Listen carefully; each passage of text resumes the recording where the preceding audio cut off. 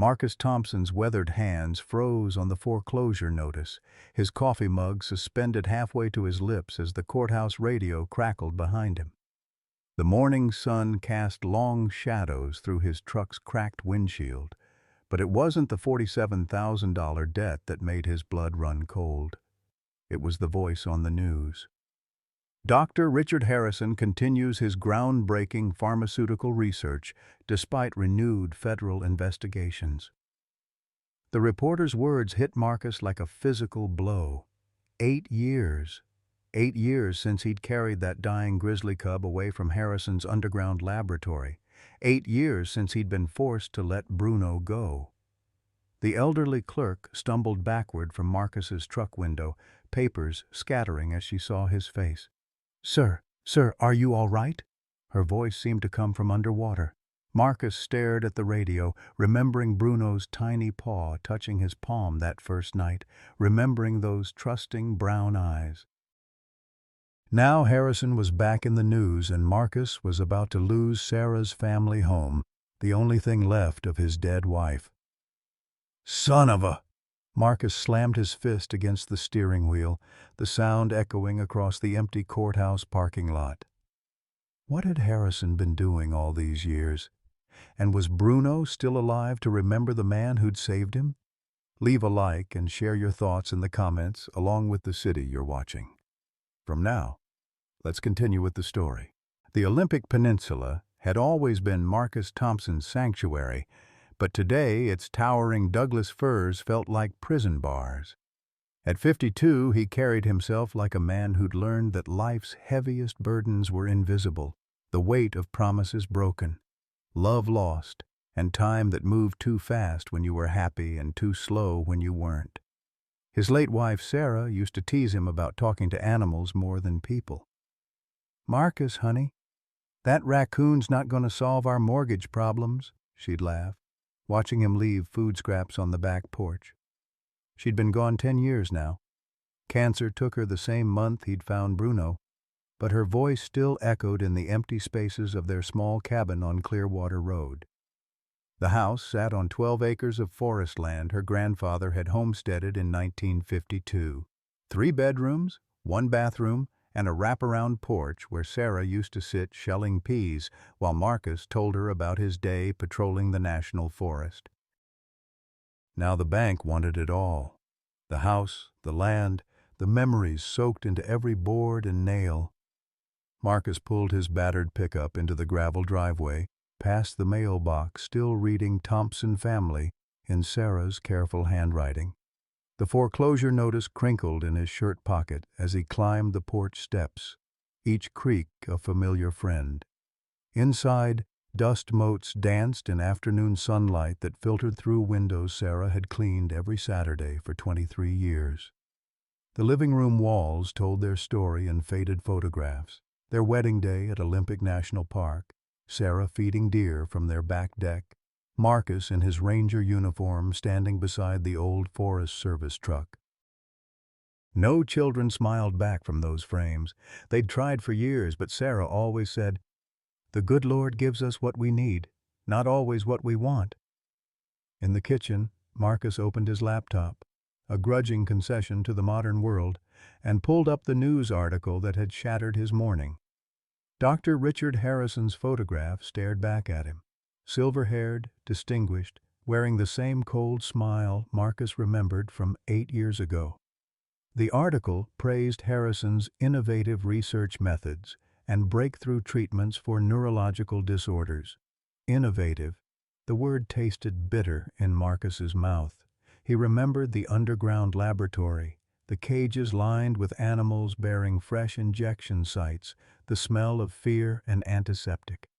Most of all, he remembered Bruno, barely 6 months old, covered in needle marks, so weak he could barely lift his massive head. Marcus had been a forest ranger for 22 years then, following every regulation, respecting every protocol, until that October morning when protocol demanded he walk away from a dying cub and let proper authorities handle the situation. Harrison had been the proper authority.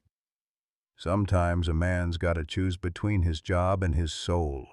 Marcus whispered to the empty kitchen, unconsciously touching the scar on his left shoulder where Bruno's frightened claws had dug in during those first desperate hours. He'd chosen his soul then. Now, staring at Harrison's photograph, Marcus wondered if it was time to choose again. 8 years earlier, Marcus had been driving the familiar patrol route through Section 12 of the Olympic National Forest when he first heard the screaming. Not human screaming, something else. Something that made his ranger instincts kick into overdrive and his heart pound against his ribs like a caged bird. The sound was coming from below the main trail, down where the old logging roads disappeared into thick underbrush that most hikers avoided. Marcus parked his Forest Service truck and followed the noise, pushing through Devil's Club and salmonberry bushes that caught at his uniform and left angry red scratches on his arms. What he found defied every regulation in the Forest Service handbook. A concrete bunker, cleverly disguised with moss and fallen logs, sat nestled into the hillside like a wound in the earth.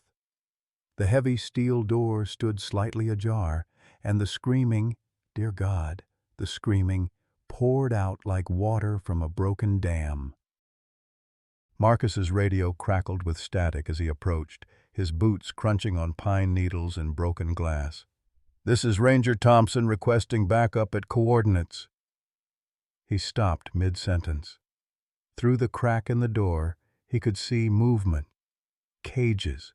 Dozens of them, stacked floor to ceiling like some nightmare version of a pet store. The smell hit him next. Fear, urine, antiseptic. And underneath it all, something metallic that made his stomach turn.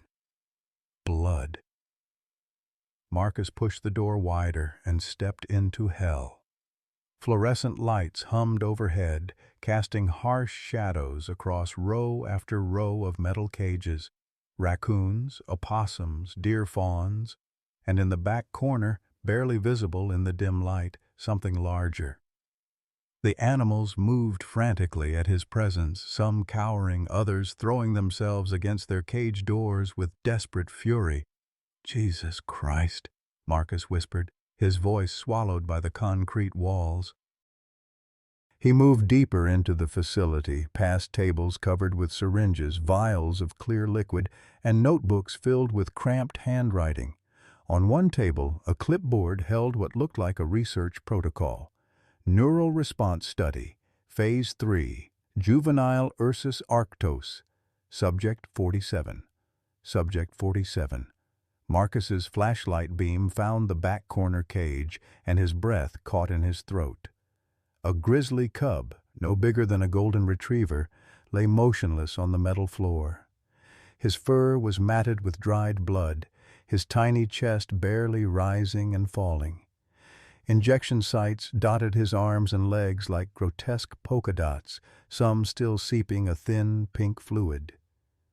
"Hey there, little guy," Marcus whispered, kneeling beside the cage. The cub's eyes fluttered open, brown eyes full of pain and something that looked almost like resignation.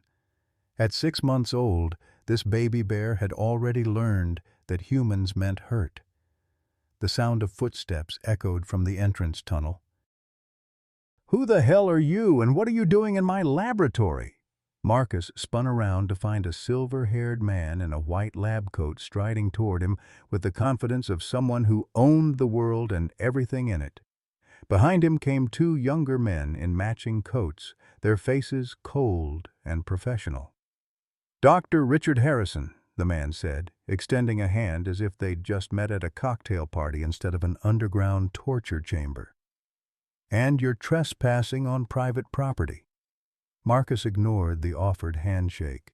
"Private property. This is national forest land. You're conducting illegal experiments on protected wildlife." "I'm conducting research that will save thousands of human lives," Harrison replied, his voice smooth as aged whiskey. "That bear cub represents 3 years of breakthrough research into neural regeneration. One small animal's temporary discomfort versus potential cures for Alzheimer's, Parkinson's, spinal cord injuries. Temporary discomfort? Marcus's voice rose. This cub is dying. All subjects show initial stress responses. It's perfectly normal. Marcus looked back at the cub, subject 47, and saw something that stopped his heart. The little bear was looking at him, not with fear, but with something that looked almost like hope, like he somehow knew Marcus was different from the men in white coats. "I'm taking him," Marcus said quietly. Harrison laughed, a sound like ice cracking. "I don't think you understand the situation here, Ranger Thompson." He glanced at Marcus's name tag. "This facility operates under federal research permits. These animals are legally acquired specimens. You have no authority here. I have the authority of basic human decency. Human decency doesn't cure cancer, Mr. Thompson. Science does." Cold, hard, sometimes ugly science. Marcus turned back to the cage and began working at the latch. The cub whimpered softly as Marcus's fingers fumbled with the metal mechanism, but he didn't try to bite or flee. He just watched Marcus with those ancient, knowing eyes. "Step away from that cage immediately, or I'll have you arrested for interfering with federally sanctioned research." The latch clicked open. Marcus reached inside and gently lifted the cub, feeling how light he was, how sharp his ribs pressed against his thin fur. The little bear tucked his massive head against Marcus's chest and released a sigh that sounded almost human. "You're making a mistake that will cost lives," Harrison called as Marcus headed for the door. "Maybe," Marcus replied, cradling the dying cub against his uniform shirt, "but it's my mistake to make." The present day hit Marcus like a physical slap as his laptop screen flickered back to life, pulling him out of the memory of Bruno's tiny body pressed against his chest 8 years ago. The kitchen felt too quiet, too empty, filled with the ghost of decisions that had cost him everything he thought he valued. 3 weeks after he'd rescued Bruno from Harrison's laboratory, the internal investigation had cleared Dr. Harrison of all charges. Insufficient evidence, they'd called it. Proper permits on file. The facility had been mysteriously cleaned out by the time backup arrived, nothing but empty concrete walls and the lingering smell of disinfectant to prove Marcus's story. Marcus had kept Bruno for 6 weeks, nursing him back to health in a makeshift shelter behind his house. Sarah had been alive then, helping him mix formula and change bandages, whispering to the cub in the soft voice she used for wounded things. Bruno grew stronger each day, his fur filling out, his eyes losing that haunted look that made Marcus's chest ache. But regulations were regulations. Wild animals belonged in the wild. The day he'd released Bruno near Crescent Lake remained the second worst day of Marcus's life. The first had been Sarah's funeral, 6 months later. Now, staring at Harrison's photograph on the computer screen, Marcus felt something he hadn't experienced in years. Purpose. The kind that burned in your chest and made your hands shake with more than just grief. His phone rang, jarring him from his thoughts. The caller ID showed a number he didn't recognize. "Thompson. Mr. Thompson? This is Janet Morrison from First National Bank. I'm calling about your mortgage situation." Marcus closed his eyes. "I know what day it is, Ms. Morrison. Sir, I want you to know that foreclosure isn't something we take lightly.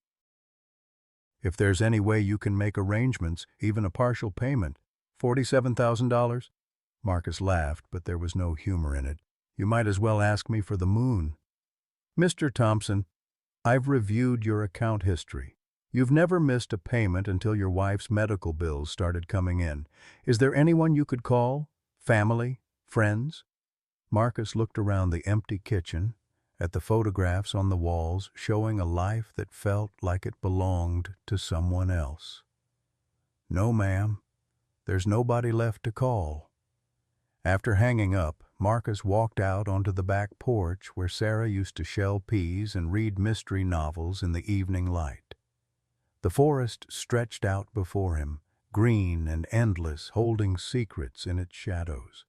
Somewhere out there, if he was still alive, Bruno was living the life Marcus had given back to him. The thought hit him like lightning. Bruno would be 8 years old now, full grown, in the prime of his life.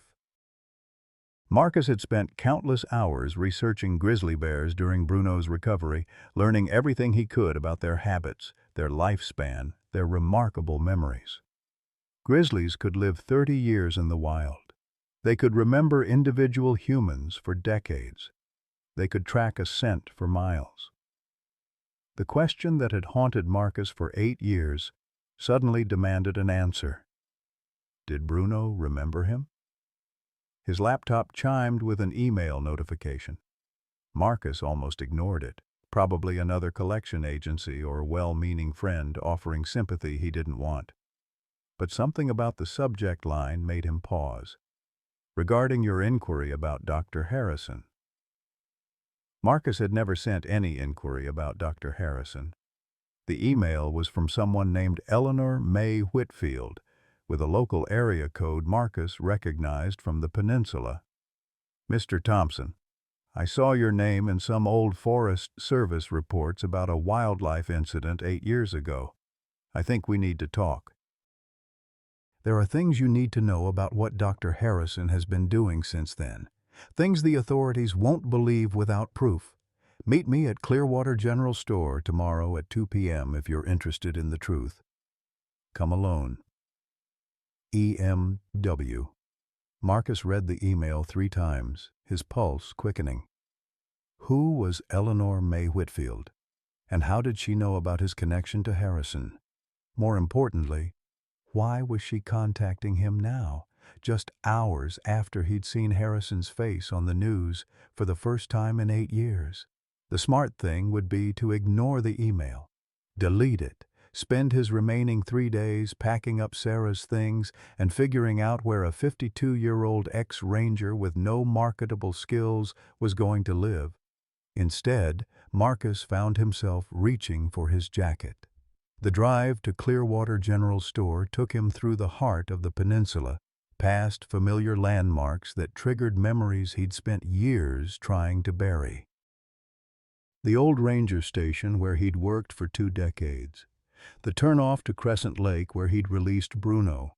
The hiking trail where he'd proposed to Sarah 25 years ago, kneeling in a patch of wildflowers while she laughed and cried at the same time. The general store sat at the intersection of 2 county roads, a weathered building that had been serving the local community for 60 years. Marcus had stopped there countless times during his patrol days, buying coffee and trading gossip with the locals who knew every acre of forest like their own backyards. Eleanor May Whitfield was waiting for him on the front porch, and Marcus knew immediately that she was someone who had stories to tell. Probably in her late 70s, she sat ramrod straight in a wooden rocking chair, silver hair pulled back in a neat bun, wearing jeans and a flannel shirt that had seen decades of honest work. Her eyes were the pale blue of winter sky, sharp with intelligence and something else, something that looked like recognition. "You must be Marcus Thompson," she said, standing as he approached. Her voice carried the authority of someone who'd spent a lifetime speaking truth to power. "Thank you for coming. I wasn't sure you would." "Ma'am," Marcus tipped his head in greeting, "your email mentioned proof about Dr. Harrison. What kind of proof?" Eleanor May smiled, but it wasn't a pleasant expression. The kind that's been waiting 8 years for the right person to hear it. "Walk with me, Mr. Thompson. There's something in the woods you need to see." Eleanor May Whitfield moved through the forest with the confidence of someone who knew every root and stone by heart. Despite her age, she navigated the uneven terrain with surprising grace, occasionally pausing to point out landmarks or wildlife signs that Marcus's trained eye had missed. "Been living out here 43 years, she said, pushing aside a low-hanging cedar branch. "My late husband bought our place in 1980, back when you could still get 20 acres for what a city parking space costs now. He passed 15 years ago, but I stayed. This forest gets in your blood, you know." Marcus nodded, following her deeper into the woods. The familiar scents of moss and pine filled his lungs, triggering memories of countless patrol shifts when he'd walked these same trails with a purpose that felt important. Before Harrison, before the investigation that ended his career, before Sarah's death left him adrift in a world that suddenly felt too big and empty. "Mrs. Whitfield," he began, but she cut him off with a raised hand. "Call me Eleanor May, and before you ask your questions, let me show you something that'll answer most of them." They emerged into a small clearing where Eleanor May had clearly spent considerable time. A weathered picnic table sat beneath a massive Douglas fir, its surface covered with what looked like journals, photographs, and manila folders thick with documentation. Several mason jars filled with wildflowers decorated the space, giving it the feel of an outdoor office where serious business was conducted under the open sky. "Sit," Eleanor May said, gesturing to the bench across from her. "What I'm about to show you might be hard to believe, but I need you to hear me out." She opened the first journal, revealing pages of meticulous handwriting in blue ink. Dates, times, locations, all recorded with the precision of someone who understood the value of documentation. "August 15, 2016, she read aloud. "Large adult grizzly observed near Peterson Creek, approximately 800 pounds, distinctive star-shaped scar on chest, no aggressive behavior toward hikers in area." Eleanor May looked up at Marcus. "That was 2 weeks after you released a certain cub near Crescent Lake." Marcus felt his breath catch. "You've been watching him, feeding him when the salmon runs were poor, documenting his movements and behavior." She flipped through several pages. "December 3, 2017. Subject observed defending injured deer from pack of coyotes, drove off predators but made no attempt to claim the prey. March 22, 2018.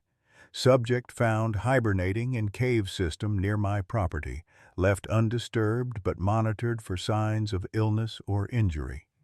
The entries went on for pages. Years of careful observation, tracking a single grizzly bear through the forests of the Olympic Peninsula. But what made Marcus's hands shake wasn't just the thoroughness of Eleanor May's documentation. It was the clear evidence that Bruno had not only survived his release, but had thrived in ways that defied every assumption about wild grizzly behavior. "Why?" Marcus asked quietly. "Why have you been doing this?" Eleanor May closed the journal and reached for a manila folder. "Because 8 years ago, I was working part-time at the Forks Veterinary Clinic when a forest ranger brought in a dying grizzly cub covered in injection marks. Dr. Hendricks was out of town, so I was the one who helped treat that little bear in the back room while you slept on a cot beside his kennel for 6 weeks." The memory hit Marcus like a physical blow. Those weeks when Bruno was recovering, he'd been so focused on the cub's health that he'd barely noticed the quiet woman who'd helped change bandages and mix formula. Eleanor May had been there night after night, monitoring vital signs and adjusting medications with the skill of someone who'd spent decades caring for wounded animals. "You were the veterinary assistant," Marcus said. "You saved his life as much as I did." "We saved him together," Eleanor May corrected. "But what we didn't know then was that we were saving him from something much bigger than one illegal research facility." She opened the manila folder and spread photographs across the picnic table. Marcus recognized some of them. Surveillance photos of the original laboratory, pictures of the animals they'd found in cages, documentation from his official report. But there were others he'd never seen. Aerial photographs of construction sites, shipping manifests, financial records, and most disturbing of all, pictures of animals being transported in unmarked vehicles. "After the investigation cleared Dr. Harrison, I started asking questions," Eleanor May continued. "Called in some favors from my days working for the state veterinary office. Reached out to colleagues who'd noticed unusual animal disappearances in their areas. What I found was a network, Marcus. Harrison wasn't operating one facility. He was running a pipeline. Marcus studied the photographs, his ranger training helping him identify patterns in the seemingly random documentation. Multiple locations, 7 facilities across 3 states, all connected through shell companies and federal research grants. The original site you found was just the beginning. Eleanor May pointed to a shipping manifest dated 6 months earlier. They've been taking animals from national forests, Native American reservations, even suburban neighborhoods, any place where missing wildlife won't be immediately noticed or investigated. The scope of what Eleanor May was describing made Marcus's stomach turn. He'd thought Harrison was a single rogue researcher, but this evidence suggested something far more systematic and widespread. "The animals you and I saved that day," Eleanor May continued, "they were all test subjects in something Harrison calls the Neural Adaptation Project. He's been trying to develop pharmaceutical compounds that can alter animal behavior, supposedly for conservation purposes." "Conservation?" Marcus's voice was sharp with disbelief. "That's how he sells it to his investors. Imagine being able to make aggressive predators docile during relocation efforts," he tells them. "Think of the possibilities for managing human-wildlife conflicts."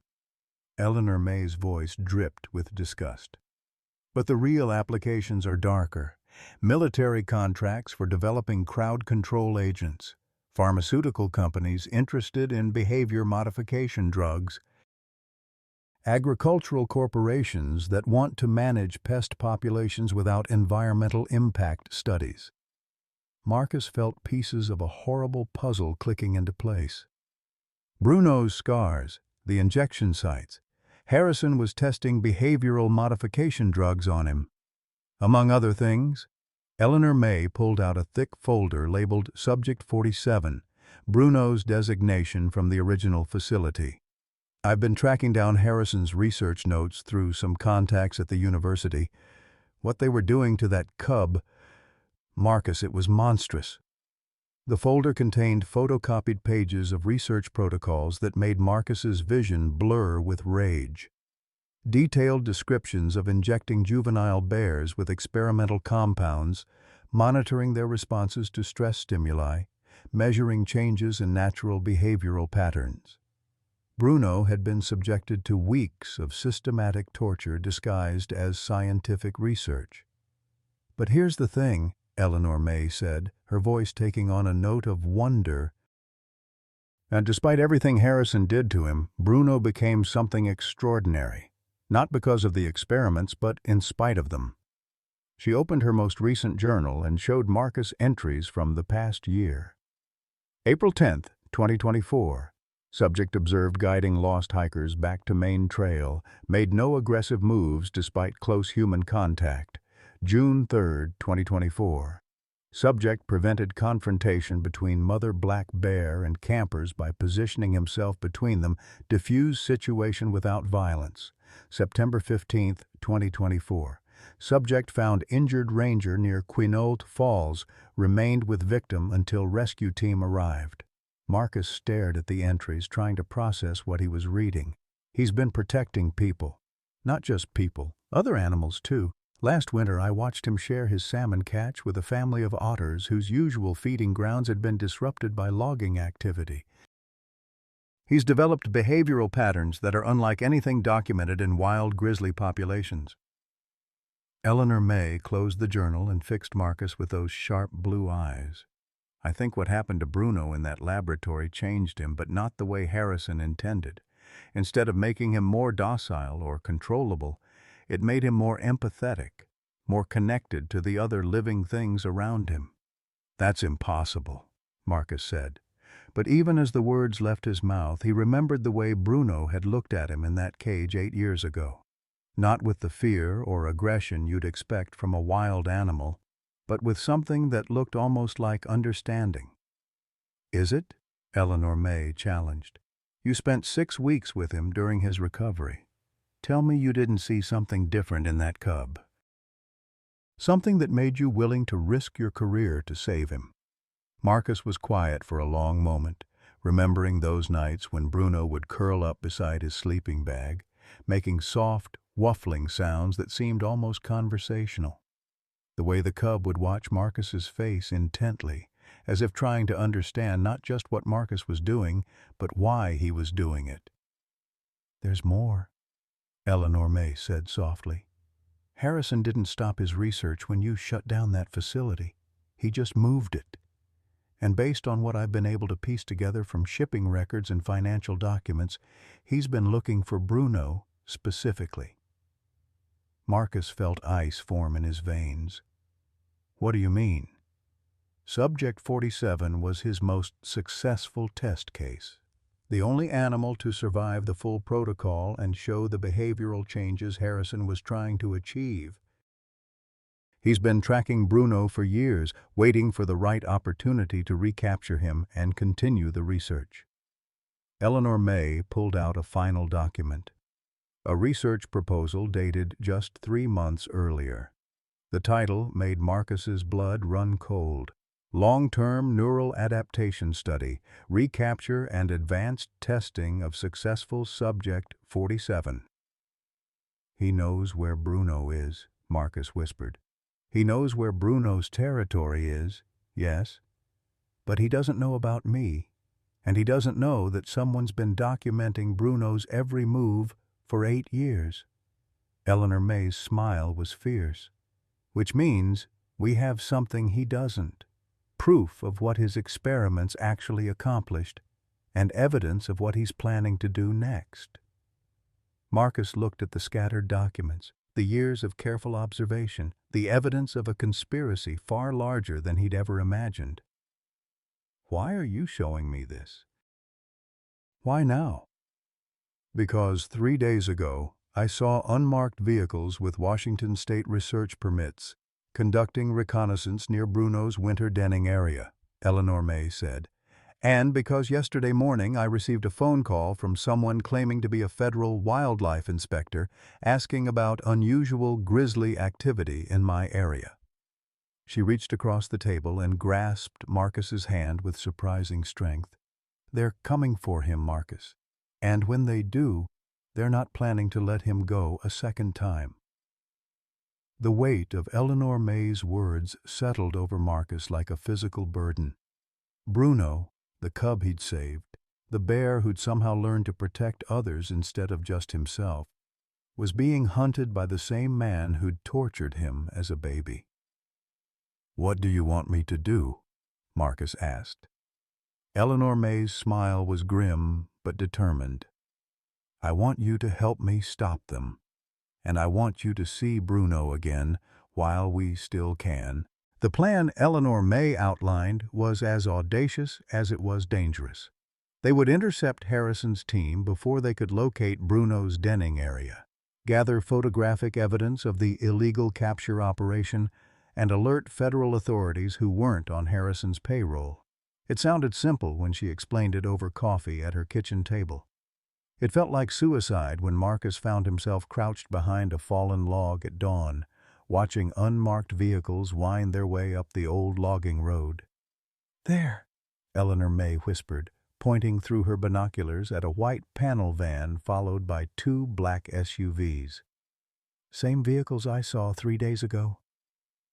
Marcus adjusted his position behind the massive cedar trunk, grateful for the camouflage training from his Army days before he'd become a forest ranger. The morning mist provided additional cover, but it also made visibility challenging.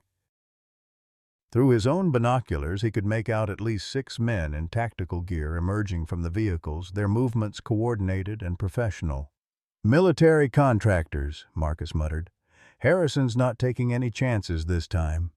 Eleanor May had positioned herself 50 yards to his left, hidden in a thicket of salmonberry bushes with a clear view of the access road. The plan was for her to document the operation while Marcus attempted to locate Bruno and warn him away from the area. It was a long shot. Grizzly bears weren't exactly known for following human instructions, but it was the only option they had. Marcus's radio crackled softly. They'd switched to emergency frequencies, hoping Harrison's team wouldn't monitor those channels. "Marcus, they're setting up some kind of equipment near the creek." Eleanor May's voice was tight with concern. "Looks like tranquilizer guns and...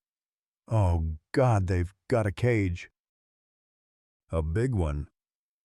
Through his binoculars, Marcus could see what she meant. The men were assembling a metal transport cage large enough to hold a full-grown grizzly bear, working with the efficiency of people who'd done this many times before. The sight made his stomach churn as he remembered Bruno as a cub, barely larger than a house cat, cowering in a similar cage.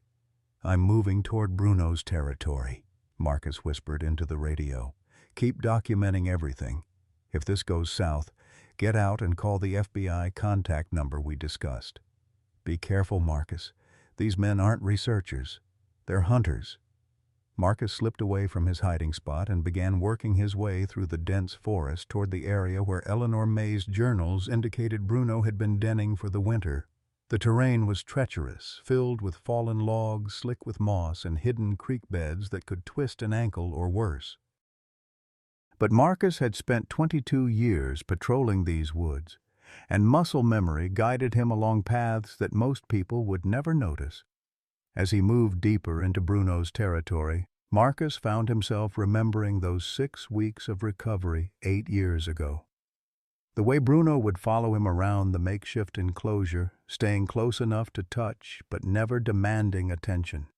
The soft, waffling sounds the cub made when he was content. The gradual return of curiosity and playfulness as the trauma of Harrison's experiments began to heal. A branch snapped somewhere ahead of him. Marcus froze, every sense suddenly hyper-alert. The forest had gone quiet in that unnatural way that meant a large predator was nearby. His hand instinctively moved to the bear spray on his belt, though he hoped desperately he wouldn't need to use it. The undergrowth parted, and Bruno stepped into view. 8 years had transformed the small, broken cub into a magnificent animal. At full size, Bruno stood nearly 4 feet at the shoulder, his massive frame covered in thick, dark brown fur that rippled with each movement. The star-shaped scar on his chest was still visible, now stretched and faded but unmistakable. But it was his eyes that stopped Marcus's breath. The same intelligent brown eyes that had looked at him with trust in that underground laboratory. For a long moment, neither of them moved. Marcus remained crouched beside a Douglas fir, hardly daring to breathe, while Bruno studied him with the focused attention of an animal trying to solve a puzzle. 8 years was a long time. Did Bruno remember? Slowly, carefully, Marcus extended his left hand, the same gesture he'd used during Bruno's recovery when the cub was frightened or in pain. It was a gamble that could cost him his arm if Bruno had forgotten their bond and reverted to normal wild bear behavior. Bruno took a step forward, then another. His massive head lowered until his nose was inches from Marcus's outstretched fingers. Marcus felt the warm puff of the bear's breath against his skin, could smell the musky scent of wild animal and winter denning. For a heartbeat, time stood still. Then Bruno pressed his forehead gently against Marcus's palm. The gesture was so familiar, so achingly reminiscent of the cub who used to seek comfort this way during his recovery, that Marcus felt tears spring to his eyes. 8 years, and Bruno remembered. Not just Marcus's scent or appearance, but their specific rituals of trust and affection. "Hey there, big guy," Marcus whispered, his voice thick with emotion. "I've missed you too." Bruno made a soft, chuffing sound deep in his throat. Not the aggressive warning of a wild grizzly, but something closer to the contented rumbling of a house cat. He settled into a sitting position, bringing his enormous head level with Marcus's, and simply waited. It was then that Marcus heard the distant sound of voices carried on the morning breeze. Harrison's team was moving through the forest, and they were getting closer. "Bruno," Marcus said urgently, still keeping his voice low. "There are bad men coming. The same kind of men who hurt you before. You need to go. Deep into the forest, away from here." The bear's ears swiveled toward the sound of approaching voices, and Marcus saw something change in his expression. The relaxed contentment was replaced by an alertness that reminded Marcus uncomfortably of the traumatized cub he'd first encountered. Bruno remembered the men in white coats, and he knew what their presence meant. But instead of fleeing as Marcus had hoped, Bruno moved closer, positioning himself between Marcus and the direction of the voices. His body language shifted into something Marcus had never seen from him, protective, almost possessive. "No, boy," Marcus said firmly. "I can take care of myself." "You need to run." Bruno's response was to lie down directly in front of Marcus, creating a massive, furry barrier between him and any potential threat. The message was clear. They were in this together. Marcus's radio crackled with Eleanor May's voice, urgent now and barely contained. "Marcus, they're moving fast through the forest. 3 men heading directly toward your position, and they're tracking something. I think they have Bruno's scent." The sound of boots on forest floor was getting louder now, accompanied by voices speaking in the clipped professional tones of military personnel conducting an operation. "Target should be within 50 meters of this position. Trank guns ready? Remember, this subject has shown unusual behavioral patterns. Approach with extreme caution." Marcus felt Bruno's muscles tense beneath his fur. The bear had heard the voices too, and his reaction was pure instinct, not flight, but preparation for confrontation. "Bruno, please," Marcus whispered desperately. "They're not here for me. They're here for you. If you stay, they'll take you back to those cages, back to those experiments." For a moment, Marcus thought the bear might listen. Bruno raised his massive head, looking toward the sound of approaching footsteps, his body coiled with potential energy. But then he looked back at Marcus, and in those intelligent brown eyes, Marcus saw a decision being made. Bruno had spent 8 years in freedom, learning to be wild, developing into the apex predator he was meant to be. But some bonds transcended instinct. Some loyalties ran deeper than self-preservation. The bear wasn't going to run. He was going to fight. The first of Harrison's men emerged from the tree line 30 yards away, tranquilizer rifle already raised to his shoulder. He was followed immediately by 2 others, their weapons trained on Bruno's massive form. "There's the target," the lead man said into his radio. "Adult male grizzly, approximately 650 pounds, distinctive scar pattern on chest. We have positive identification on subject 47. Bruno rose to his full height, standing on his hind legs to present the most intimidating profile possible. At 8 feet tall, he was a truly magnificent and terrifying sight. His warning roar echoed through the forest like thunder. But Marcus knew it was over.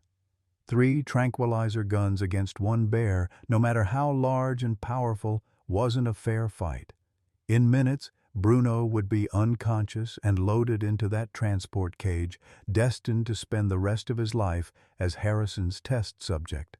Unless Marcus did something desperate and probably stupid. He stood up from his hiding place, stepping out from behind Bruno's protective bulk.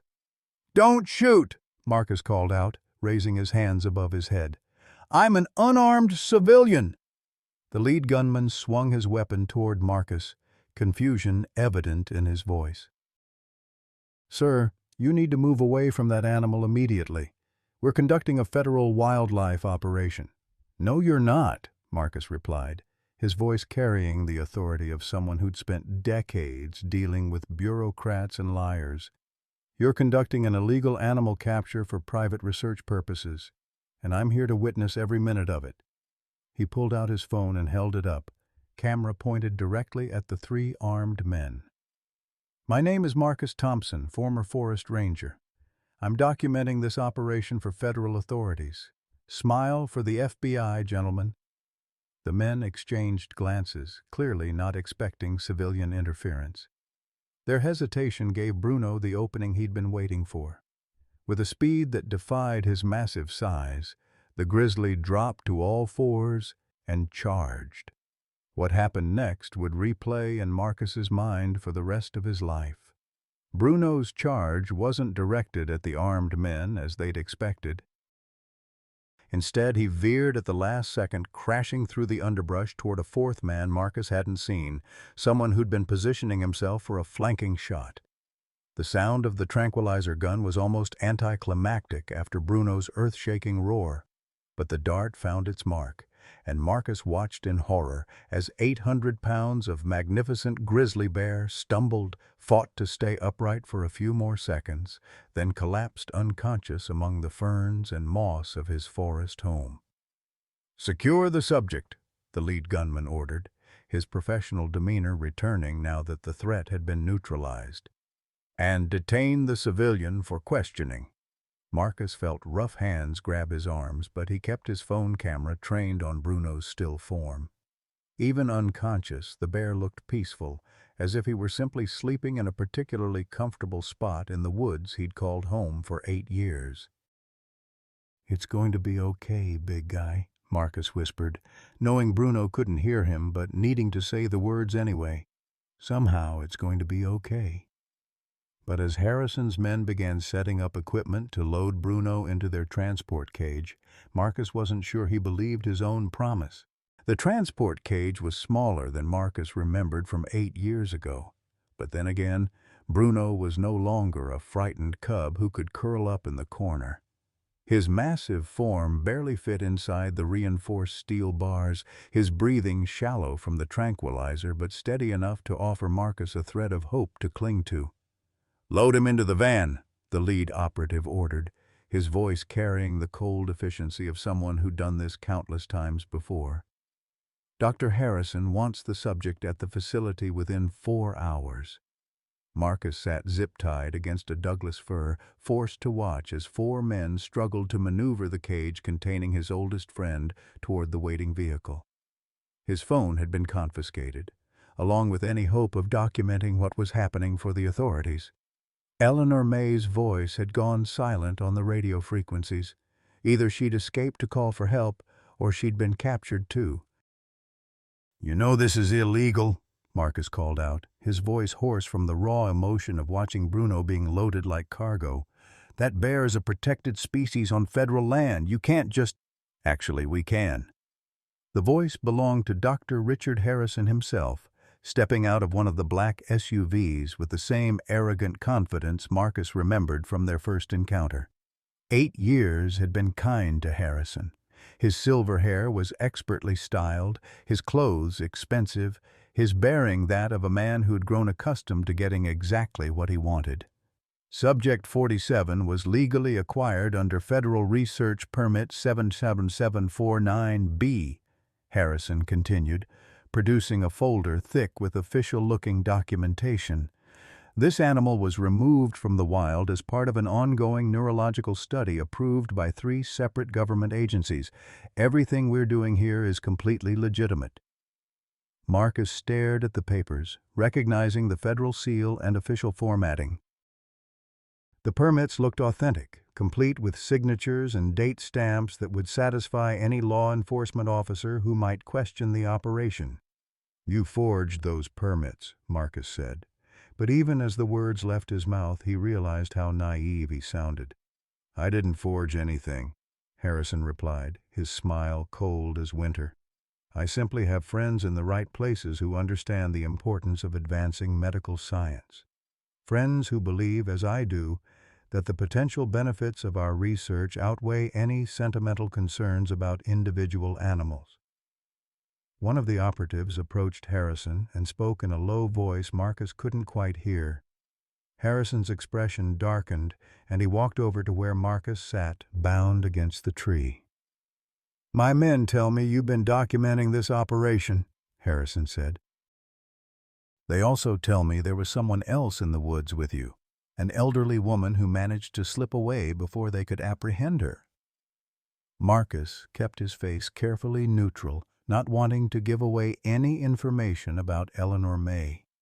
The hope that she might have escaped to call for help was the only thing keeping him sane as he watched Bruno being loaded into what amounted to a mobile prison. "I don't know what you're talking about," Marcus replied. Harrison crouched down until he was eye level with Marcus, close enough that Marcus could smell expensive cologne mixed with something antiseptic. "Mr. Thompson, you cost me 3 years of research 8 years ago when you interfered with my work. Do you have any idea how much progress we could have made if you hadn't stolen Subject 47 from my laboratory?" "His name is Bruno," Marcus said quietly, "and I didn't steal him. I saved him from being tortured to death." "You saved him?" Harrison laughed, a sound like breaking glass. "Mr. Thompson, you delayed the inevitable. That animal has been living on borrowed time for 8 years. He's always belonged to science, to the greater good of human advancement. You simply postponed his contribution to medical research." The sound of the transport cage being secured in the van carried across the clearing like a death knell. Marcus could hear Bruno stirring inside, the soft sounds of a massive animal beginning to wake from chemical unconsciousness. Soon Bruno would be awake and aware, trapped in a cage barely large enough to contain him, on his way back to the nightmare Marcus had rescued him from as a cub. "What are you going to do to him?" Marcus asked, dreading the answer. Harrison's eyes lit up with the fervor of someone discussing their life's passion. "Subject 47 represents the most successful case of neural modification we've ever documented. The behavioral changes he's exhibited over the past 8 years, the unusual empathy, the protective instincts toward humans, the social cooperation with other species, these are exactly the adaptations we've been trying to achieve." He pulled out a tablet and showed Marcus a series of brain scans and behavioral assessment charts. "We need to understand how those changes occurred at the neurological level. We need to identify which compounds produced the desired effects and which were responsible for the subject's continued survival despite the experimental protocols." "You're going to dissect his brain," Marcus said, the words barely audible. "We're going to map every neural pathway, document every chemical change, and replicate the process in controlled laboratory conditions," Harrison corrected. "Subject 47's sacrifice will allow us to create behavioral modification protocols that could revolutionize everything from wildlife management to human psychological disorders." Marcus felt something break inside his chest. The casual way Harrison discussed Bruno's death, as if he were talking about a piece of laboratory equipment rather than a living being who had learned to love and protect others, made Marcus's vision blur with rage. "He's not a subject," Marcus said, his voice rising despite the futility of his words. "He's an individual. He has preferences, memories, relationships. He's been protecting hikers and other animals for years. He's become something beautiful despite what you did to him." "Exactly," Harrison's voice was triumphant. "That's precisely why he's so valuable to our research. Normal grizzly bears don't exhibit altruistic behavior. They don't form protective bonds with humans. They don't demonstrate the kind of complex social intelligence we've documented in Subject 47's case." Harrison stood and gestured toward the van where Bruno was imprisoned. "Don't you see, Mr. Thompson? You didn't save that animal 8 years ago. You helped create the most important research subject in the history of behavioral neuroscience." The sound of Bruno fully awakening carried across the clearing, a low, confused rumbling that spoke of disorientation and growing fear. Marcus had heard that exact sound before, during Bruno's recovery from the original experiments. It was the sound of an intelligent creature realizing he was trapped and in danger. "Let me see him," Marcus said suddenly. "Before you take him, let me say goodbye." Harrison considered this for a moment, then nodded to one of his operatives. "Why not? 5 minutes. It might provide useful data on the subject's stress responses to familiar human contact." They cut Marcus's zip ties and escorted him to the van under armed guard. Through the bars of the transport cage, Marcus could see Bruno pressed against the back corner, his massive form trying to make itself as small as possible in the confined space. but when Bruno saw Marcus approaching, his behavior changed immediately. The bear moved to the front of the cage, pressing his enormous face against the bars. When Marcus reached through to touch Bruno's forehead in their familiar greeting, the bear's agitation visibly decreased. His breathing slowed, his muscles relaxed, and he made that soft, chuffing sound that Marcus remembered from their weeks together. "I'm sorry, big guy," Marcus whispered, his voice breaking. "I'm so sorry I couldn't protect you." Bruno pressed his face harder against Marcus's hand, as if trying to offer comfort rather than seek it. Even trapped and facing an uncertain future, the bear's first instinct was to care for the human he'd bonded with 8 years earlier. "Time's up," Harrison said, his voice cutting through the moment like a blade.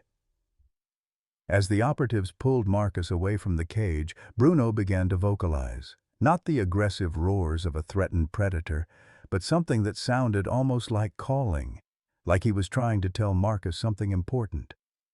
"He's trying to communicate with you," Harrison observed with clinical interest. "Fascinating.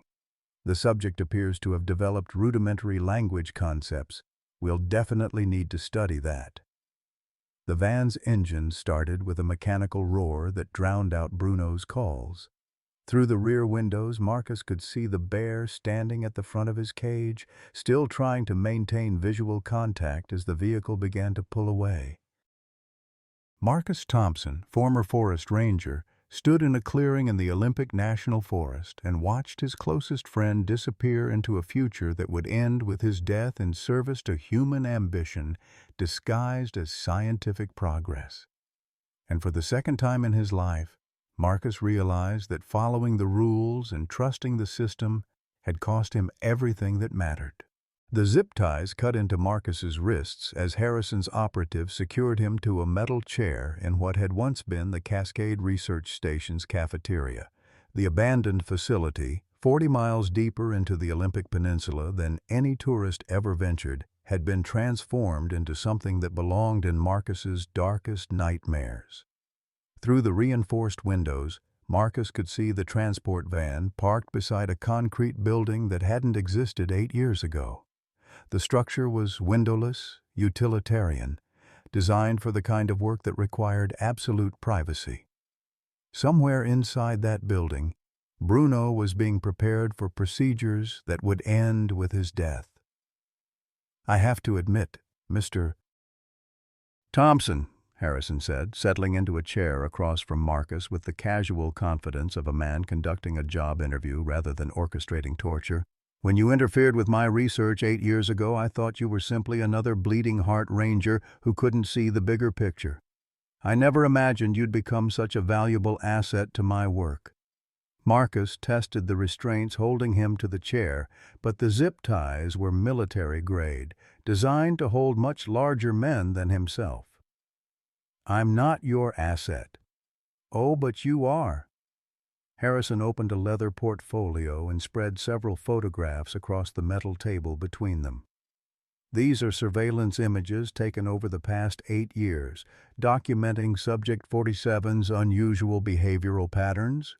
Notice anything familiar about the human figure in several of these pictures?"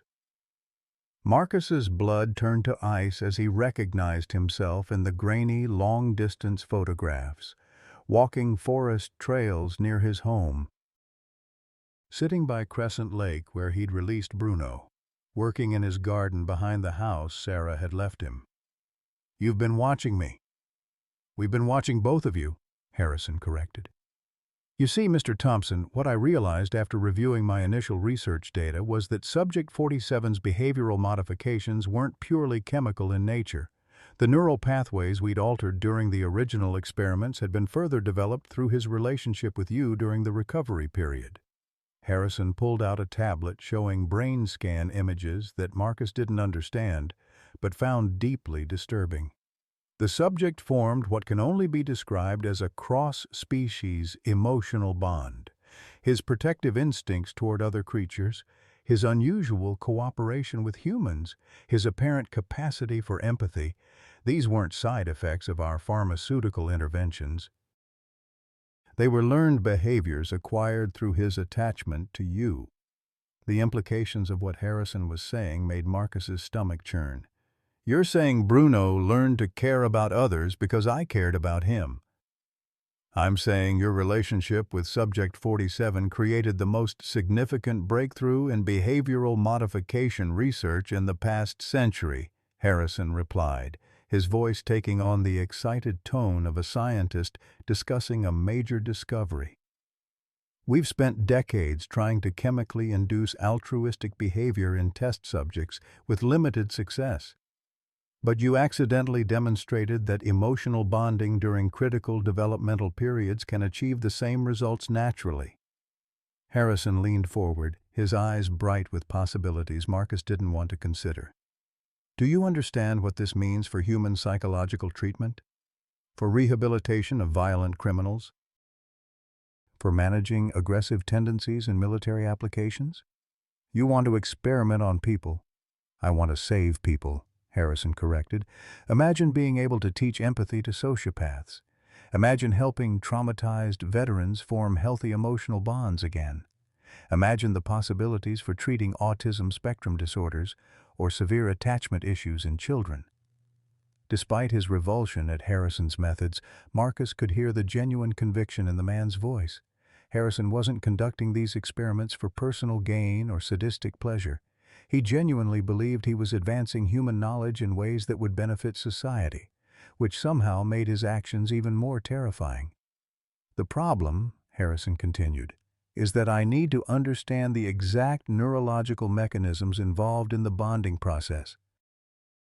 Which means I need to study both sides of the equation, the subject and the attachment figure. Through the window, Marcus could see men in white lab coats wheeling equipment into the concrete building. The same kind of equipment he'd seen in the underground laboratory 8 years ago, but more sophisticated, more ominous. You're going to experiment on me, too. I'm going to map the neural activity in your brain while you interact with Subject 47 under controlled conditions, Harrison said. We'll document the physiological responses that occur when the emotional bond is activated, measure the chemical changes that take place during separation and reunion, and identify the specific brain regions responsible for cross-species attachment formation. Harrison's tone became almost conversational, as if he were discussing plans for a weekend camping trip.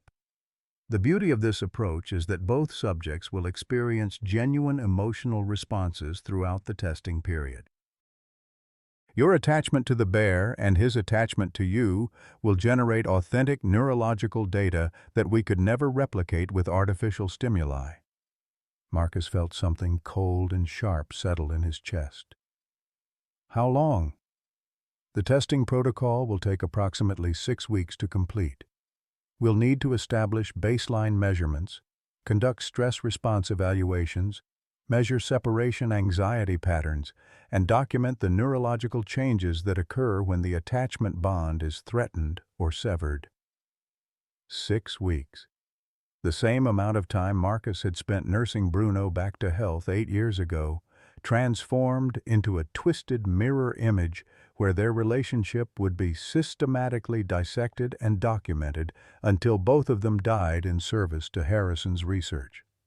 After the testing is complete, Harrison continued, we'll perform detailed neurological mapping on both subjects. The data we collect will form the foundation for a new generation of behavioral modification treatments that could help millions of people worldwide. Marcus thought about Eleanor May, hoping desperately that she had escaped and contacted the FBI.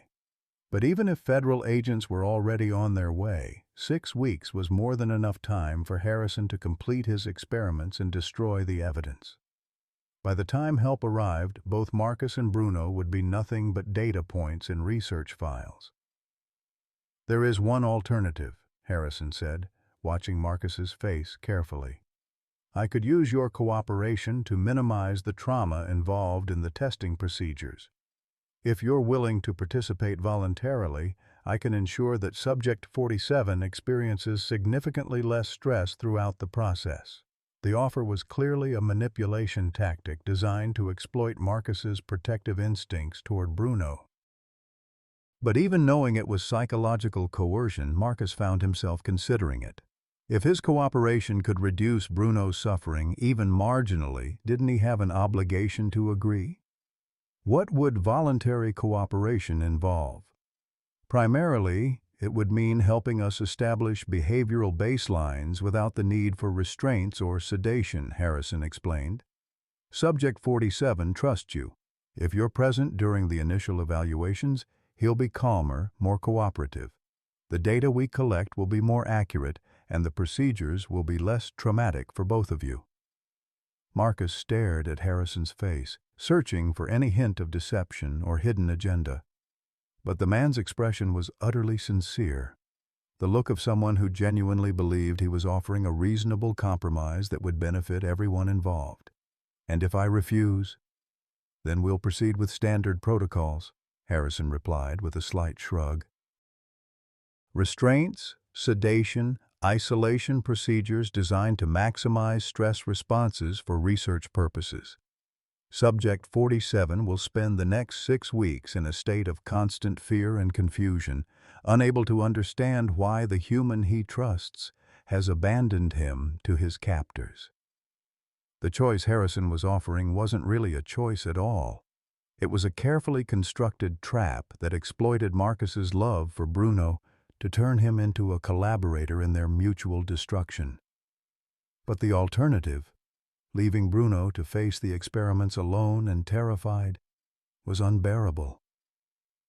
Marcus thought about the cub he'd found 8 years ago, barely alive and covered in injection marks. He thought about the magnificent bear Bruno had become despite his traumatic beginning. He thought about Eleanor May's journals documenting 8 years of Bruno protecting other creatures, showing a capacity for love and empathy that defied everything science claimed to know about grizzly bear behavior.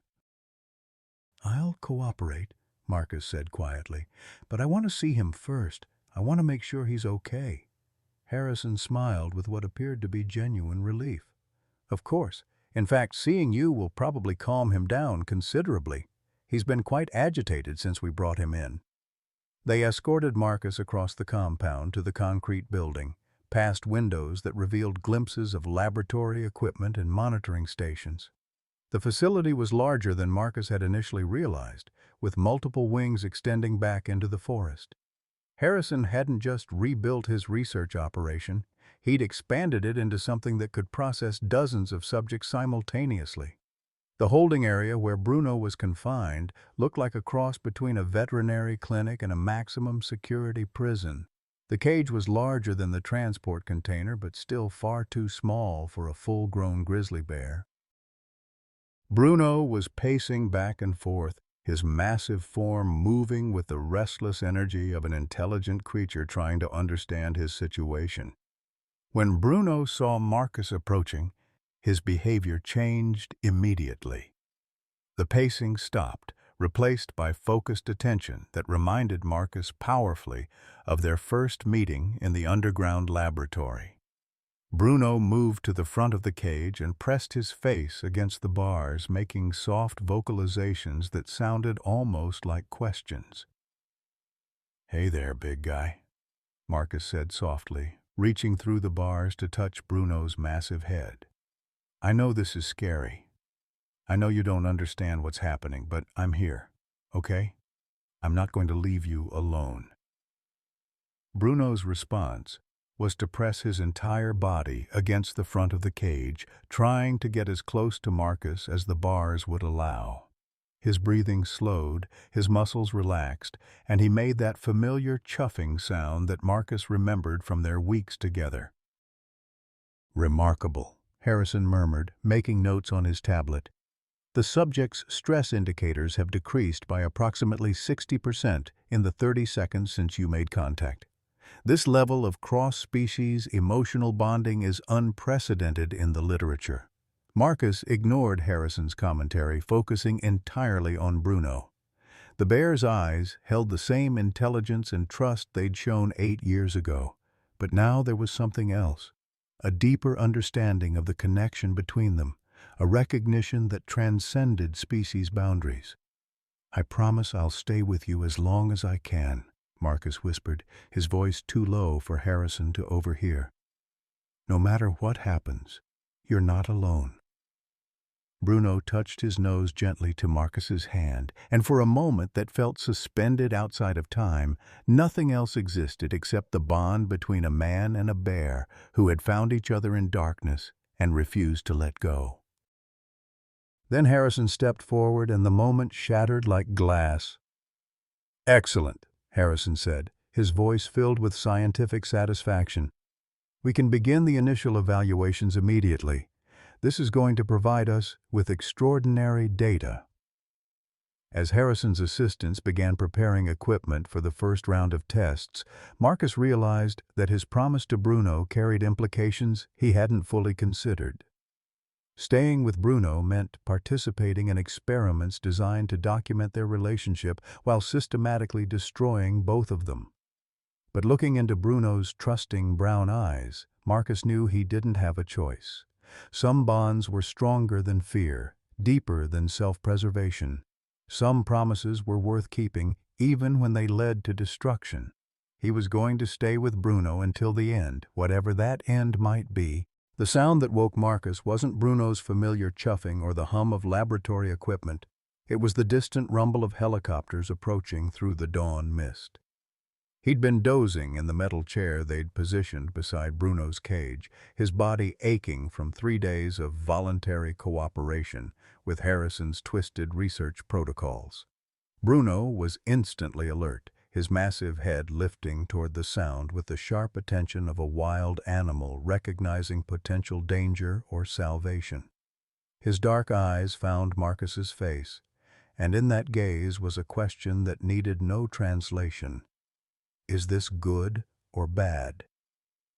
Marcus pressed his palm against the bars of Bruno's cage, their established signal for reassurance, but his heart was racing. The helicopters could mean federal agents responding to Eleanor May's call for help, or they could mean Harrison was moving his operation to an even more remote location. After watching Harrison's casual cruelty for 3 days, Marcus no longer trusted in positive outcomes. "Dr. Harrison to the command center immediately," a voice crackled over the facility's intercom system. "We have incoming aircraft, federal markings."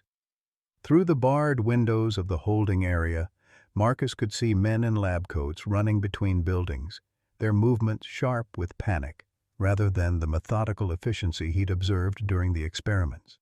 Equipment was being loaded into vehicles with desperate haste, and Marcus caught glimpses of animals in transport cages being wheeled toward a loading dock.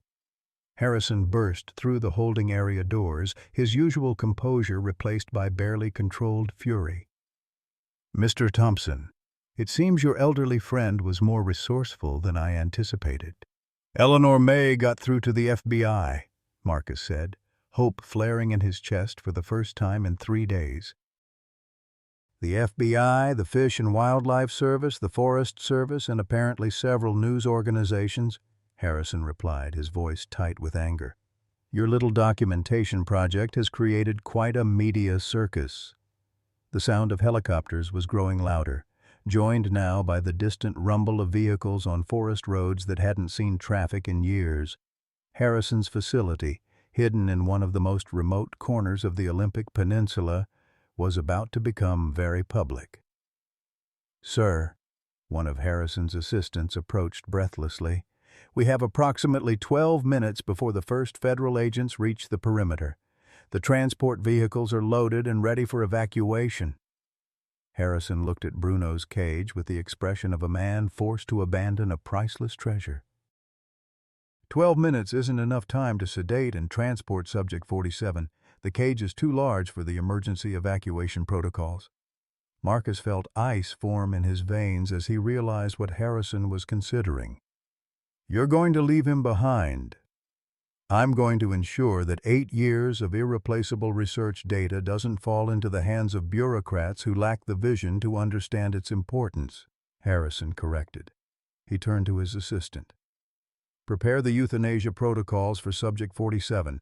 If we can't take him with us, at least we can perform the neural extraction procedures before the authorities arrive." "No!" Marcus lunged toward Harrison, but the zip ties securing him to his chair held firm. "You can't kill him. The FBI will be here in minutes." "Which is exactly why we need to work quickly," Harrison replied, his voice returning to its clinical calm. "Subject 47 represents the culmination of 15 years of research. I won't allow that knowledge to be lost because of government interference." Two assistants wheeled in a cart loaded with surgical instruments and bottles of clear liquid that Marcus recognized from his worst nightmares. The euthanasia drugs would put Bruno to sleep peacefully. But what came after, the systematic dissection of his brain while he was still alive, would provide Harrison with the data he needed to continue his work elsewhere. Bruno seemed to sense the shift in the room's atmosphere. He moved to the back corner of his cage, pressing himself against the bars closest to Marcus, making soft vocalizations that sounded almost like whimpers. 8 years of freedom, 8 years of learning to love and protect others, was about to end with the same cold brutality that had nearly killed him as a cub. "Please," Marcus said, his voice breaking with desperation. "Just leave him.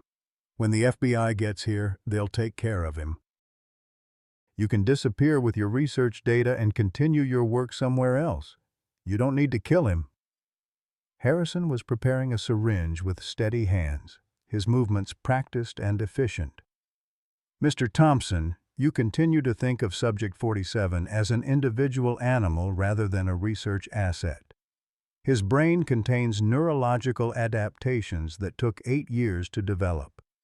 Those adaptations represent the key to breakthrough treatments for human psychological disorders." "His name is Bruno," Marcus said quietly. "He has preferences and memories and relationships. He's not a research asset." "He's the most important research subject in the history of behavioral neuroscience," Harrison replied, approaching Bruno's cage with the loaded syringe. "And in 5 minutes, he's going to make his final contribution to human knowledge." The helicopters were close enough now that Marcus could hear individual rotors cutting through the morning air. Through the barred windows, he could see the first signs of vehicles moving through the forest. Black SUVs with federal plates, news vans with satellite dishes, and what looked like a convoy of Forest Service trucks. Bruno pressed himself harder against the back corner of his cage, his eyes never leaving Marcus's face. In those intelligent brown eyes, Marcus saw not just fear, but trust. Even facing death, Bruno believed that somehow Marcus would find a way to protect him. Harrison reached through the cage bars with the syringe, aiming for the massive vein in Bruno's neck. The bear didn't try to fight or flee. He simply looked at Marcus with absolute faith that his human would make this stop.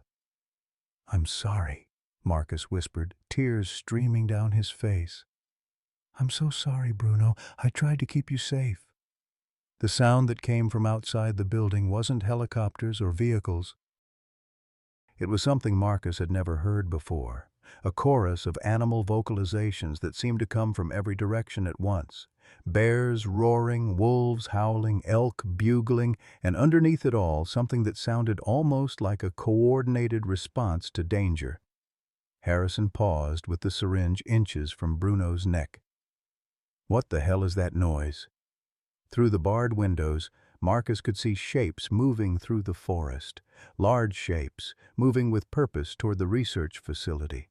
Eleanor May's journals had mentioned other animals in the area, other creatures that had been affected by Bruno's unusual protective behaviors over the past 8 years. The building shook as something massive struck the exterior wall. "Sir," Harrison's assistant's voice was tight with fear. "The perimeter sensors are detecting multiple large animals surrounding the facility. Bears, wolves, even elk. They're not behaving normally. They seem to be working together." Another impact shook the building, followed by the sound of metal being torn away from concrete. Whatever was happening outside was systematic and coordinated, as if the forest itself was mounting a rescue operation. Bruno lifted his massive head toward the sounds, making vocalizations that Marcus had never heard before. Deep, rumbling calls that seemed to carry meaning across species boundaries. He was communicating with the animals outside, directing them somehow. "This is impossible," Harrison breathed, lowering the syringe as he stared out the windows. "Wild animals don't coordinate attacks. They don't exhibit collective protective behaviors." But Marcus was remembering Eleanor May's journal entries, 8 years of documentation showing Bruno's interactions with other forest creatures, the injured deer he'd protected from coyotes, the lost hikers he'd guided to safety. The salmon he'd shared with otter families. Bruno hadn't just learned empathy from his relationship with Marcus, he'd been teaching it to others. The exterior door to the holding area exploded inward with a screech of twisted metal. Through the opening came Eleanor May Whitfield, moving with the determination of a woman on a mission, followed by FBI agents in tactical gear. "Marcus Thompson, you stay right where you are," Eleanor May called out, pointing a finger at him like a stern grandmother. "These nice federal agents have some questions about animal abuse, illegal research, and forged permits." Harrison dropped the syringe, his hands raised in surrender as FBI agents surrounded him. But his eyes remained fixed on Bruno, on the magnificent bear who had somehow orchestrated his own rescue using skills that no laboratory could have taught him. "Subject 47 exhibits unprecedented behavioral adaptations," Harrison said to the FBI agents, even as they placed him in handcuffs. "You need to understand the scientific significance of what we were accomplishing here." "The only thing we need to understand," replied Special Agent Sarah Chin, "is that you've been conducting illegal experiments on protected wildlife for the past 15 years. Thanks to Mrs. Whitfield's documentation, we have enough evidence to put you away for a very long time." Eleanor May was cutting through Marcus's restraints with a folding knife that looked like it had seen decades of forest work. "You okay, son?" Marcus rubbed his wrists where the zip ties had cut into his skin, but his attention was entirely focused on Bruno's cage. "Can you get him out of there?" "Already working on it," Eleanor May replied, producing a set of bolt cutters from her jacket. These federal agents came prepared for everything. As the cage door swung open, Bruno didn't rush out like a wild animal seeking escape. Instead, he moved slowly, carefully, directly to Marcus. The bear's massive head pressed against Marcus's chest in their familiar greeting, and Marcus felt 8 years of fear and worry finally begin to dissolve. "Hey there, big guy," Marcus whispered, his arms wrapped around as much of Bruno's enormous frame as he could reach. "I told you I wouldn't leave you alone." Bruno made that soft, chuffing sound that meant contentment, safety, home. Around them, FBI agents were documenting the facility, collecting evidence, and beginning the process of dismantling Harrison's research operation. But for Marcus, the only thing that mattered was the warm weight of his oldest friend pressed against him, both of them finally free. Through the destroyed doorway, Marcus could see other animals moving through the forest, the bears and wolves and elk that had answered Bruno's call for help. They were disappearing back into the woods now, their work complete, returning to lives that would be forever changed by what they'd learned from a grizzly bear who had been taught to love. Eleanor May patted Marcus's shoulder with a gentle hand. "Come on, both of you. Let's go home." Home. For the first time in 8 years, the word actually meant something. Dear friends, if you've lived long enough, you know that life's greatest treasures aren't things we can hold in our hands, they're the connections that hold our hearts. Marcus and Bruno's story reminds us that real family isn't about blood or species. It's about showing up when it matters most. How many of us have felt forgotten by a world that moves too fast, or wondered if the kindness we've shown others will ever come back to us? This story proves that love planted in good soil always finds a way to bloom again. Every act of compassion we offer, to a neighbor, a grandchild, even a wounded creature, creates ripples that can return to save us when we need it most. At 55, 65, or beyond, we're not too old to plant seeds of kindness, and we're never too forgotten to have those seeds bloom into unexpected rescue. Have you ever had someone or something from your past return to help you in a moment of need? What small act of kindness are you planting today that might grow into something beautiful tomorrow? Please share your stories in the comments. Your experiences matter more than you know. 2 years after Harrison's arrest and the destruction of his research network, Marcus Thompson stood on the wraparound porch of the house Sarah had left him, watching Bruno emerge from the tree line with the casual confidence of someone coming home for dinner. The foreclosure notices were gone, paid off by the settlement from Harrison's pharmaceutical company. The empty rooms were filled again, not with furniture, but with purpose. Eleanor's Second Chances Wildlife Sanctuary occupied all 12 acres of Marcus's property and an additional 40 acres that Eleanor May had purchased with what she called old lady money I'd been saving for a rainy day.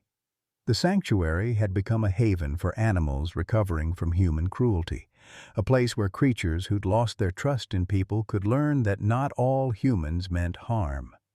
Bruno served as the sanctuary's unofficial ambassador, somehow communicating to newly arrived animals that this was a safe place.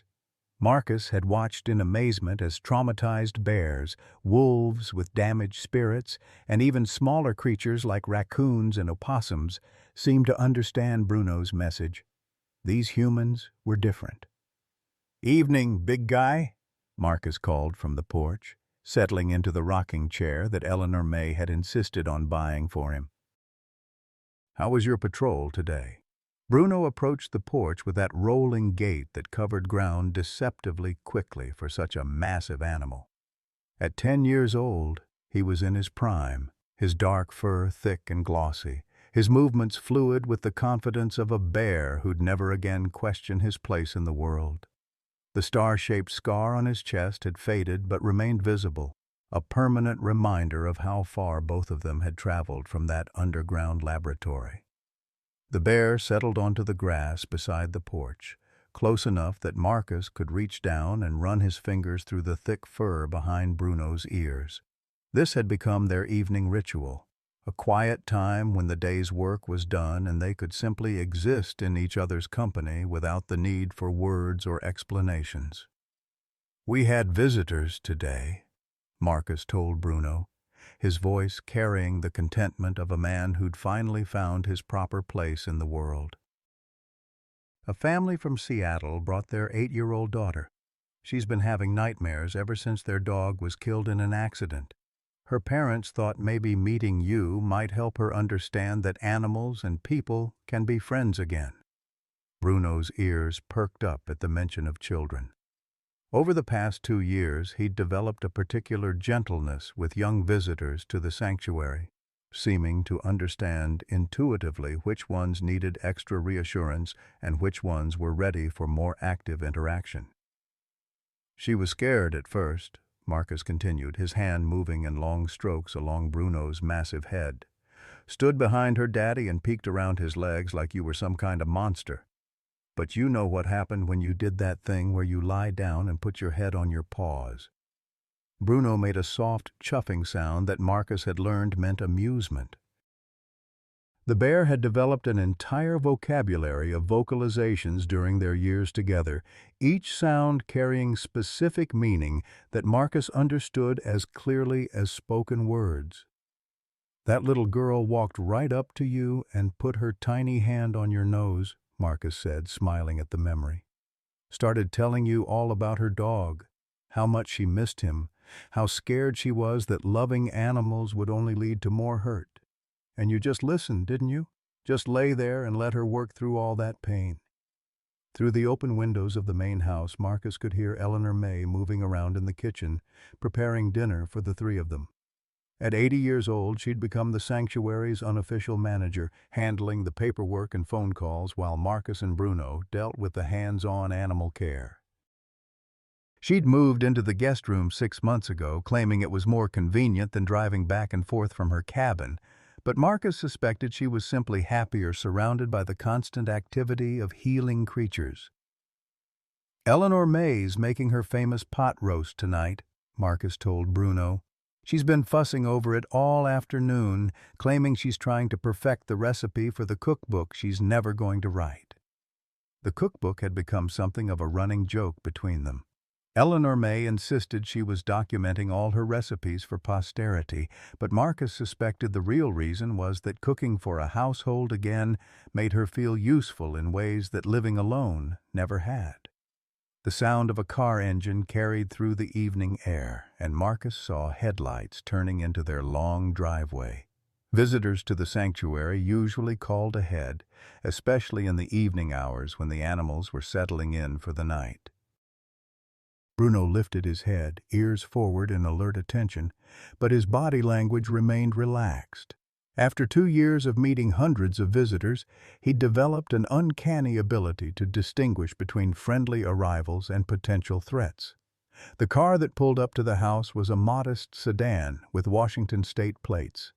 The woman who emerged looked to be in her 60s, moving with the careful deliberation of someone who'd learned not to take physical mobility for granted. But it was the young man who got out of the passenger side that made Marcus's breath catch. He was in his early 20s, tall and lean, with the kind of easy movement that spoke of youth and health. But his eyes held shadows that reminded Marcus powerfully of the traumatized animals they treated at the sanctuary. The look of someone who'd seen too much, too young, and was still trying to make sense of it. "Mr. Thompson?" the woman called out as they approached the porch. "I'm Dr. Patricia Morrison from the Veterans Administration Hospital in Seattle. I called earlier about the possibility of bringing some of our patients here for therapy sessions." Marcus stood from his rocking chair, Bruno rising smoothly beside him. "Dr. Morrison, of course, though I thought your first visit wasn't scheduled until next week." "It wasn't," Dr. Morrison replied, her hand resting protectively on the young man's arm. "But Danny here was having a particularly difficult day, and when I mentioned our conversation about animal-assisted therapy, he asked if we could drive out tonight instead of waiting." The young man, Danny, was staring at Bruno with the kind of focused attention that Marcus recognized from his own first encounter with the bear. Not fear exactly, but a careful assessment of something that could be either salvation or danger. "Danny served 2 tours in Afghanistan," Dr. Morrison continued softly. "He's been struggling with PTSD, survivor's guilt, difficulty forming attachments. Traditional therapy hasn't been as effective as we'd hoped." Marcus looked at Danny's young face, at the careful way he held himself, at the shadows in his eyes that spoke of experiences no 20-something should carry. Then he looked at Bruno, who was watching the young veteran with the same patient attention he showed all wounded creatures who found their way to the sanctuary. "Bruno," Marcus said quietly, "I think we have someone who might need to meet you." The bear moved forward slowly, not directly toward Danny, but at an angle that would allow the young man to maintain personal space while still acknowledging his presence. Bruno had learned over the years that traumatized humans, like traumatized animals, needed to feel they had control over their interactions. Danny's hand moved instinctively toward his jacket pocket, then stopped. Marcus recognized the gesture, reaching for a weapon that wasn't there, an automatic response to potential threat. But instead of backing away, Danny stood his ground, watching Bruno's approach with the alert attention of someone trained to assess danger. "He's beautiful," Danny said quietly, his voice carrying a note of wonder that hadn't been there when he'd first arrived. "How big is he?" "About 800 pounds now," Marcus replied. "But he's as gentle as a house cat with people who need gentleness." Bruno stopped about 10 feet away from Danny and settled into his signature position, lying down with his massive head resting on his paws, making himself as non-threatening as possible while remaining fully alert to the young man's emotional state. "Can I?" Danny's voice trailed off, but Marcus understood the unfinished question. "You can do whatever feels right," Marcus said. "Bruno's good at reading people. He'll let you know what he's comfortable with." Danny took a tentative step forward, then another. His movements were careful, controlled, but Marcus could see some of the tension leaving his shoulders as he realized Bruno posed no threat. "I had a dog in Afghanistan," Danny said, his voice so quiet Marcus had to strain to hear it. "Rex. He was trained to detect IEDs, saved my unit probably a dozen times." Danny's hands clenched into fists at his sides. "Until the day he didn't. Until the day I couldn't save him." Bruno's ears swiveled toward Danny's voice, and the bear made a soft sound deep in his throat. Not quite a whimper, but something that conveyed understanding and sympathy.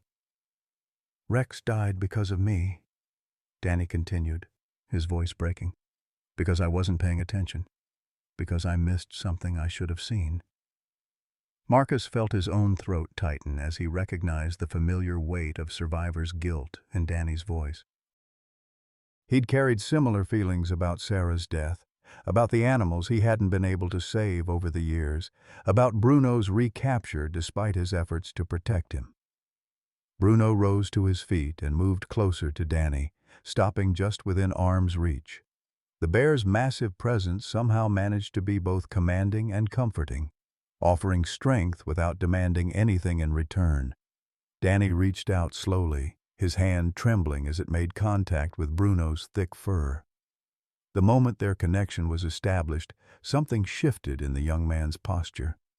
His shoulders dropped, his breathing deepened, and for the first time since arriving, he looked truly present instead of lost in painful memories. "He knows," Danny whispered, his hand still buried in Bruno's fur. "Somehow, he knows exactly what it feels like." Marcus nodded, thinking of all the wounded souls, human and animal alike, who had found healing through their connection with Bruno over the past 2 years. The bear had become something unprecedented, a bridge between species, a living demonstration that empathy transcended the boundaries that humans thought separated them from the rest of the natural world. "He knows," Marcus agreed, "because he's been there too, and he's learned that surviving doesn't make you guilty. It makes you responsible for helping others survive too." As the sun set over the Olympic Peninsula, 3 humans and 1 800-pound grizzly bear stood together in the growing darkness, connected by the understanding that sometimes the deepest healing comes not from forgetting our wounds, but from sharing them with others who understand their weight. Tomorrow would bring new challenges, new animals in need of rescue, new visitors seeking the kind of healing that only comes through genuine connection. But tonight, in this moment, Marcus Thompson knew he was exactly where he belonged, surrounded by family he'd never expected to find, in a home built on the foundation of love, given freely and returned in abundance. Eleanor May's voice carried across the evening air, calling them in to dinner, and Marcus smiled as Bruno gently nudged Danny toward the house with the careful attention of a guardian leading someone precious toward safety. Some bonds, Marcus reflected as they walked together toward the warm light spilling from the windows, were forged in darkness and tempered by time. But the strongest bonds of all were the ones that transformed pain into purpose, turning survival into service, and proving that love, real love, always finds a way to come home.